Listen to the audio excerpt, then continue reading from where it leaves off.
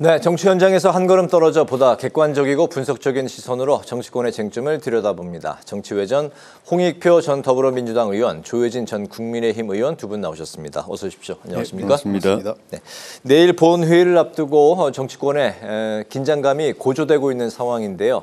양당의 원내대표가 추가로 만날 계획이 없다고 밝힌 만큼 필리버스터 충돌이 불가피할 것으로 예상이 되고 있습니다. 만약에 정부 조직법뿐 아니라 비쟁점 법안도 상정이 돼서 총 69건에 대한 필리버스터가 정말 진행이 된다면 여야 모두에게 부담이 될 수밖에 없는 상황일 텐데 일단 내일 본회의 상황을 어떻게 예상하시는지 두 분의 말씀 듣겠습니다. 네, 먼저 홍 의원님부터 들어볼까요? 예, 내일 아마 현재까지는 좀 여야 간의 쟁점 법안 한 4개 정도로 돼 있는 것 같아요. 정부 조직법 등을 포함해서요. 네.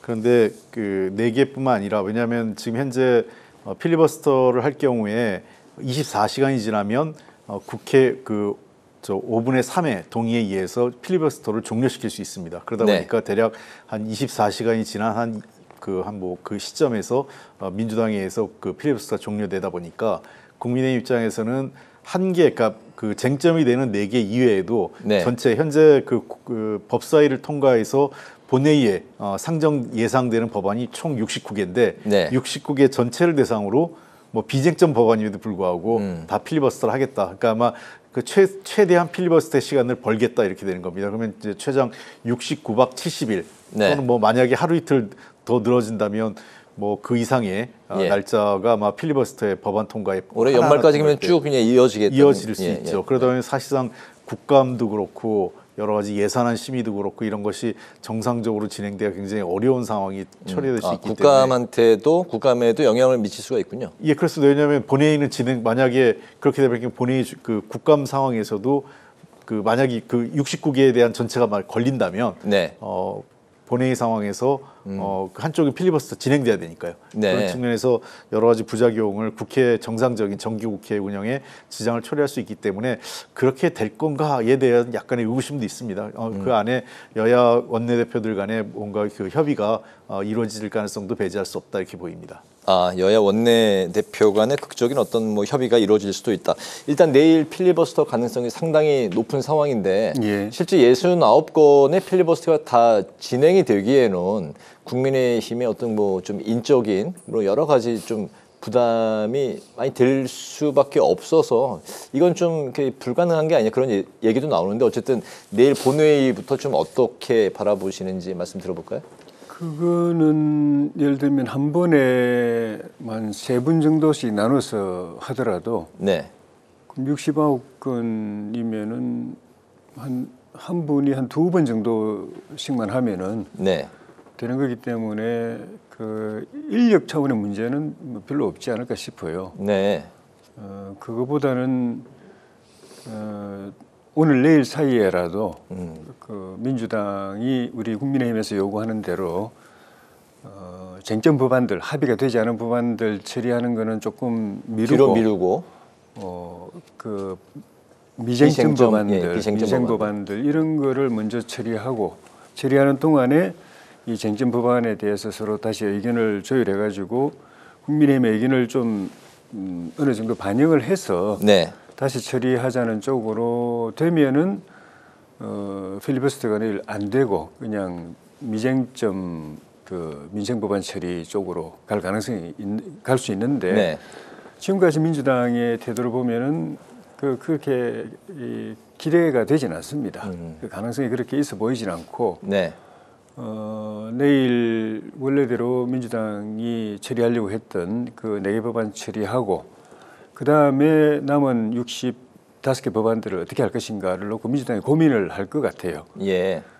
그냥 그대로 그 안건 의사일정 조정 안 하고 그대로 진행하게 되면은 뭐 국정감사고 뭐 법안 심의고 뭐 예산 심사고 이런 게 전체적으로 차질을 빚을 수밖에 없고 또 법안도 보통 한 해 회기에 보통 제 기억에는 몇천 건 정도는 처리했던 것 같은데 이게 현실화되면은 1년에 몇백 건 할 수 있을까 싶은데 그래 되면은 여당도 부담이 클 거기 때문에 이 모든 게 국민의힘을 그냥 패싱한 데서 온 거라서 국회 운영을 그런 식으로 하는 데서 온 거라서 이거를 좀 바꾸자.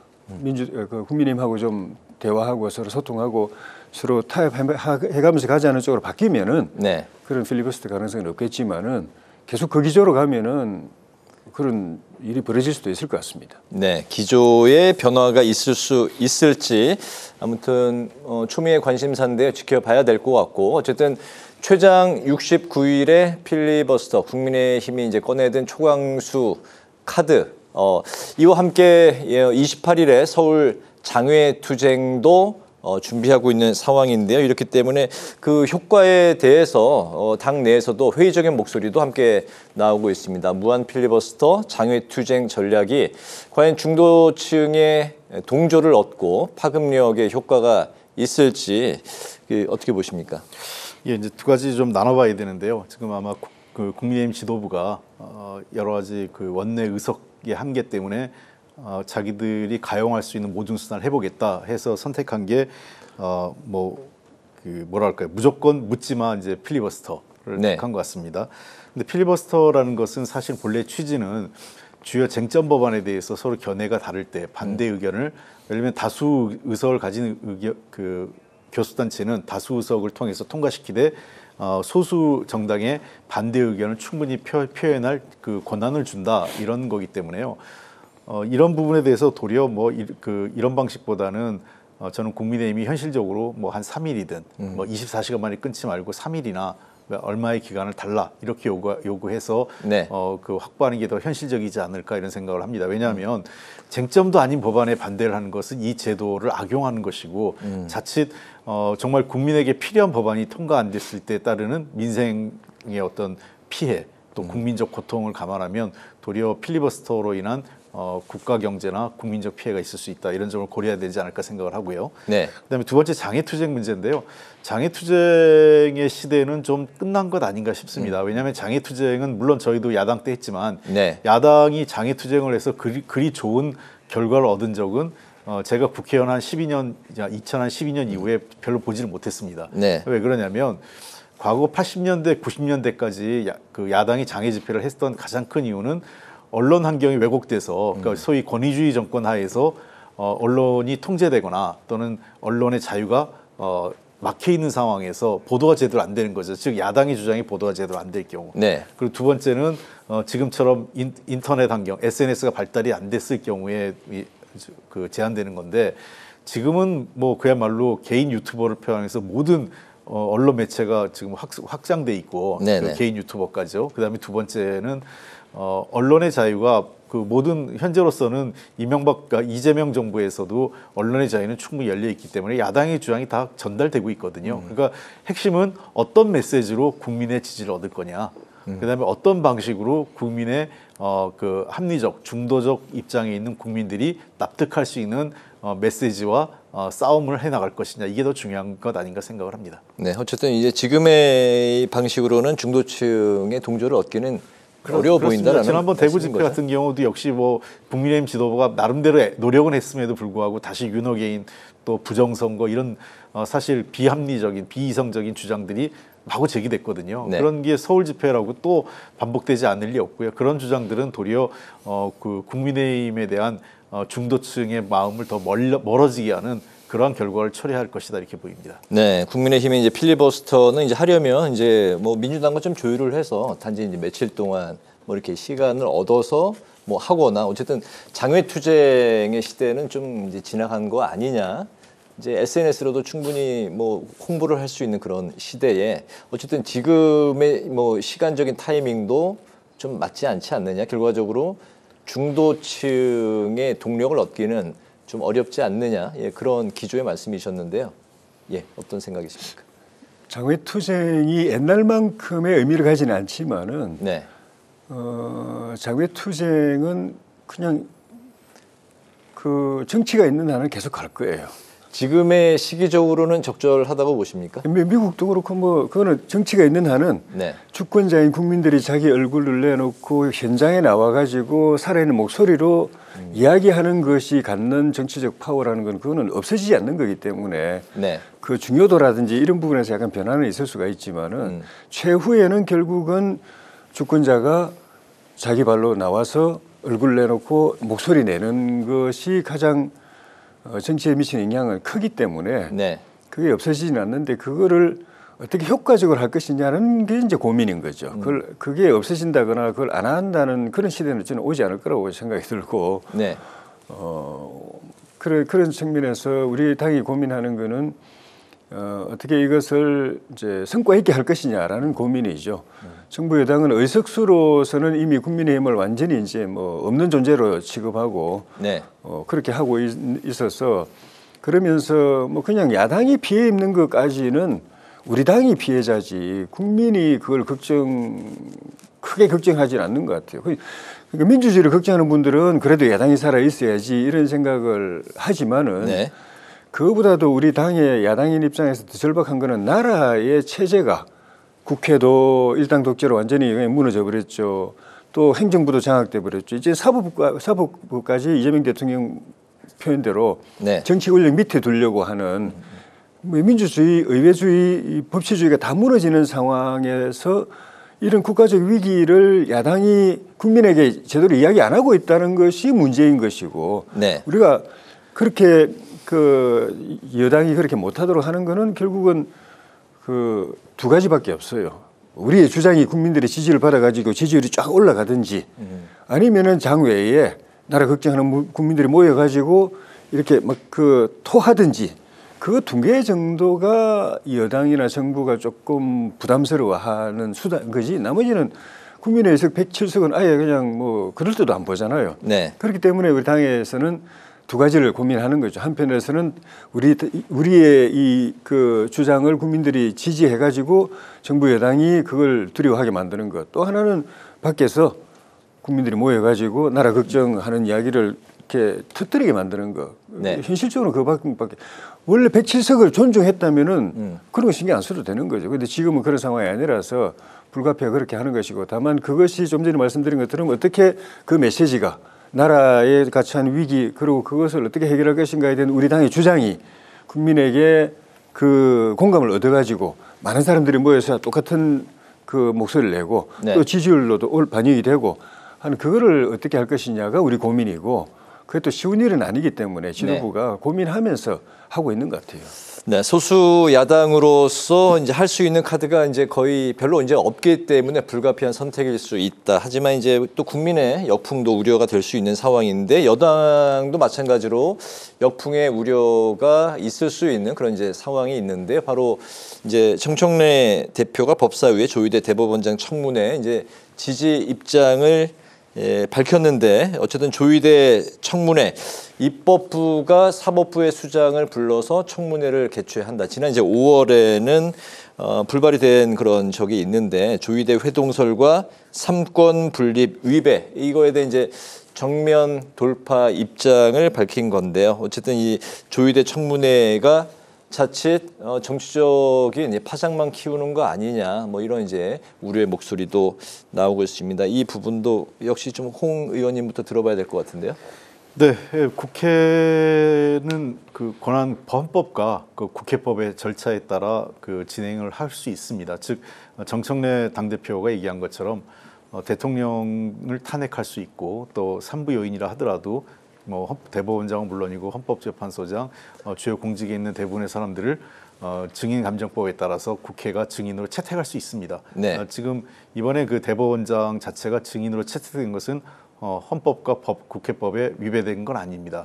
다만 이제 그 상대가 저 삼부 요인 중에 가장 그 중요한 사법부의 수장이라는 측면에서 과연 이것이 적절하냐 하는 논란이 있을 수 있는데요. 지금 네. 문제가 되는 거는 크게 보면 두 가지인 것 같아요. 이게 좀 뒤섞여 있는데 우리 당의 서영교 의원이나 부승찬 의원의 문제 제기도 그렇고 이게 두 가지가 있는데 하나는 이미 1년 전, 그러니까 그 비상계엄 한 1년여 전부터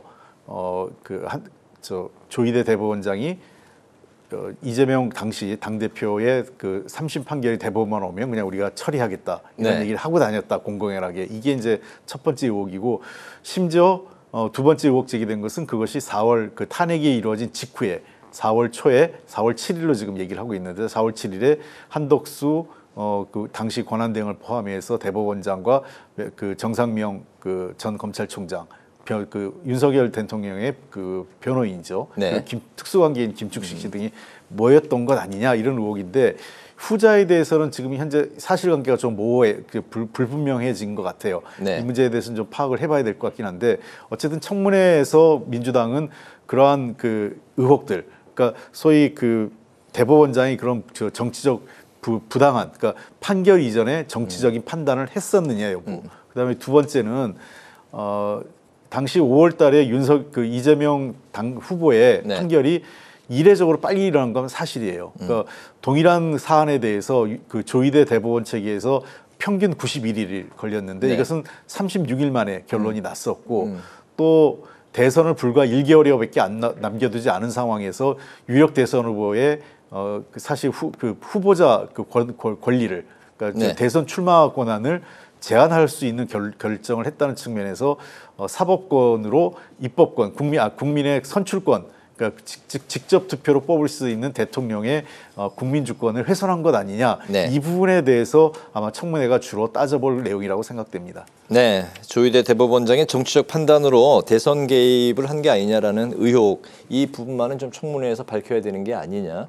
네, 좀 너무 길지 않게 좀 들어볼까요? 다음 이슈들이 또 있어요. 그거는 이미 그 사실이 아닌 걸로 거의 확정이 됐고 그 사안에 대해서는 그 문제를 제기한 그 민주당 의원들과 지도부가 국민들한테 사과하고 책임지는 행동을 해야 될 사안이지. 네. 그거를 그냥 뭉개고 자기들이 가짜 뉴스 퍼뜨린 거는 뭉개고 그걸 그대로 유지하면서 청문회 계속 강행하면서 대법원장 부르겠다고 하는 것 자체가 이 나라가 정상으로 지금 안 돌아가고 있는 것이죠. 그 대부분 재판만 하더라도 그 당시에 이례적으로 좀 땡기어서 기회를 잡았을 때 네. 민주당의 제 기억하는 그 당시에 민주당 반응은 나쁘지 않았어요. 아마 기대를 그렇게 하는 것 같더라고요. 빨리 이걸 네. 그 걸림돌을 제거해 주려고 네. 이 기회를 빨리 잡았구나라고 생각하는 것 같아요. 그렇지 않고 기회를 빨리 잡는 것 자체가 문제였다면은 그때 문제 제기했어야죠. 근데 자기들한테 유리할 것 같으니까 말 안 하고 가만히 있다가 생각지 않은 그냥 유죄 취지 파기 환송 나오니까 그냥 세상 뒤집어 놓는 그런 걸 하고 지금까지도 계속 하고 있고 네.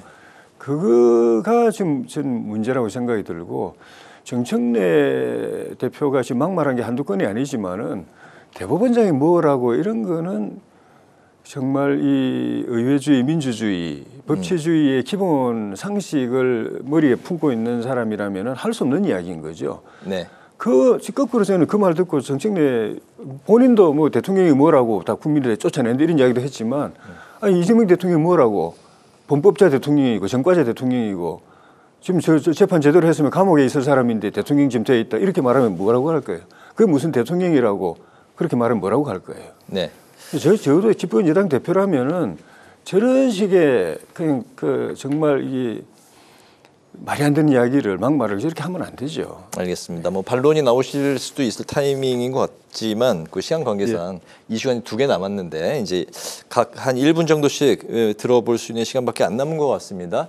오늘 우원식 의장과 천대엽 법원 행정처장이 만남을 가졌는데요. 우원식 의장이 이 자리에서 사법부에 대한 국민 불신의 결자 해지를 언급을 했고 천 처장은 이 자리에서 사법개혁 논의에 사법부의 동참의 필요성을 언급을 했습니다. 이 자리에서 나온 우원식 의장의 발언 좀 어떻게 해석을 할 수 있을까요? 지금 천 처장이 당연히 할 이야기를 했고 역대에도 사법부 개혁할 때는 사법부뿐만 아니라 어떤 개혁이든 개혁할 때 그 당사자들 의견을 다 듣는데 이번에 그냥 일방적으로 그냥 점령하듯이 그렇게 사법부 개혁이라고 내걸고 이제 하고 있으니까 사실 우원식 의장님 발언이 좀 유감스러운 게 그러면은 민주당한테 이야기해서 그거는 그대로 받아들이든 안 받아들이든 간에 당사자의 그 사법부 의견도 들어서 해라고 이야기를 하고 그리고 국민들이 걱정할 만큼 이렇게 일방적으로 상권 분립을 무시하는 그런 식으로 밀어붙이지 말라, 사법부를 지나치게 공격하지 말라 이렇게 이야기를 입법부도 검도를 지켜라 이렇게 이야기해야 되는데 결과 의장님 말씀을 보면은 사법부가 불신을 받고 있으니까 뭐 결자 해지하라고 하는 거는 대법원장 물러가고 그 귀원 판사 바꾸고 그 이야기 같은데 네. 사법부가 물론 국민들에게 일정한 불신을 받고 있죠. 근데 그렇게 보면은 더 불신 받는 거는 국회입니다. 여론조사 해보세요. 제일 바닥이 그 지지 그 신뢰 바닥이 국회잖아요. 네. 정치고 정치인이고 그런 이야기를 할 입장이 아니죠. 그래서 사법부가 저렇게 뭐 검찰도 그 국민 불신 받으니까 해체하고 사법부도 불신 받으니까 국회 밑에서 그냥 국회 아래 들어와야 되고 그런 것 같으면은 그 이전에 국회부터 해산해야죠. 알겠습니다. 네. 뭐 지금 이 이슈는 이제 마지막 이슈로 하겠습니다. 한 2분 정도 시간이 있을 것 같습니다. 예. 국회의장의 우려는 사법부에 대한 그냥 오랫동안 쌓여졌던 국민의 시선을 대변했다고 생각을 합니다. 네. 뭐 지금 최근에 논란이 되는 뭐 이재명 당시 대선 후보의 판결이라든지 또는 뭐 조희대 대법원장의 정치적 그 개입 뭐 이런 문제를 떠나서 우리 사법부가 가지고 있는 한 세 가지 문제가 고질적인 문제가 있어요. 지나친 엘리트주의가 하나 있고, 두 번째는 폐쇄적이고 권위주의적 문화, 그리고 세 번째가 사실 그 일부 판사들의 경우긴 하지만 국민의 눈높이에 전혀 동떨어진 판결이나 또는 윤리유식 이런 것들이 반복적으로 있었고 그때마다 논란이 됐지만 이 문제가 개선되거나 해소되지는 않았습니다. 네. 그런 측면에서 그 우원식 의장의 지적은 국민적 눈높이에 부합하는 사법개혁에 대해서 먼저 스스로 환골탈퇴하는 모습이 있어야만 이 사법개혁의 파동을 사법부가 슬기롭게 넘어갔을 수 있고 국민적 신뢰를 회복할 수 있지 않느냐라는 원론적인 지적이었다고 생각을 하고, 천대엽 그 대법원 그 법원 행정처장 입장에서는 일부 수긍하는 모습도 보였지만 네. 그 속에서 법원의 독립성을 지켜달라 이런 주문을 했던 것 같아요. 그래서 저 역시 법원의 독립성을 해칠 이유도 없고 법원의 독립성은 존중받아야 되지만